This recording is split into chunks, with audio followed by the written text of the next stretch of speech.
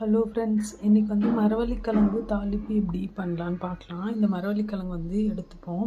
இது பார்த்திங்கன்னா உடச்சிங்கன்னா ஒயிட் கலரில் இருக்கணும். கருப்பாக இருந்தால் அதை யூஸ் பண்ணக்கூடாது. இந்த மாதிரி ஃபுல்லாக ஒயிட்டாக இருந்தால் மட்டும் யூஸ் பண்ணுங்கள். இதை வந்து ஃபஸ்ட் கட் பண்ணிப்போம். நம்ம வந்து பீஸாக கட் பண்ணி வேக வைக்கணும். ஸோ கட் பண்ண போகிறேன். நான் க்ளீன் பண்ணிட்டேன். இதை வந்து ஸ்கொயராக கட் பண்ணிக்கலாம்.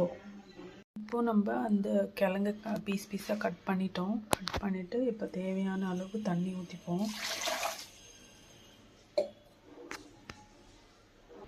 இப்போது தேவையான அளவு தண்ணி ஊற்றியாச்சு. தண்ணிக்கு அப்புறம் கொஞ்சம் மஞ்சத்தூள் சேர்த்துக்கோங்க. தேவையான அளவு மஞ்சத்தூள், அப்புறம் தேவையான அளவு சால்ட்.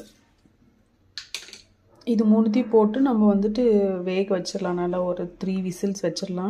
கிழங்கு நல்லா வெந்துருச்சு.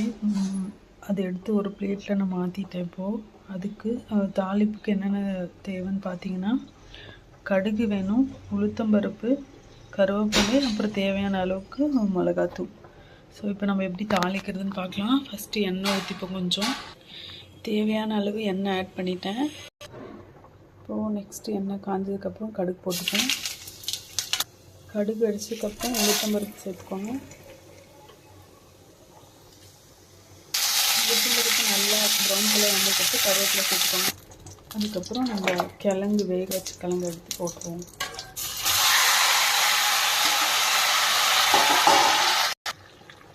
கிழங்கு போட்டதுக்கப்புறம் மிளகாத்தூள் சேர்த்துக்கோங்க. தேவையான அளவு மிளகாத்தூள் போட்டுட்டு நல்லா மிக்ஸ் பண்ணுங்கள். சுவையான கிழங்கு ஃப்ரை ரெடி ஆகிடுச்சு. இதை நீங்கள் ஸ்நாக்ஸாக சாப்பிட்லாம், இல்லை ரைஸ் கூட சாப்பிட்லாம்.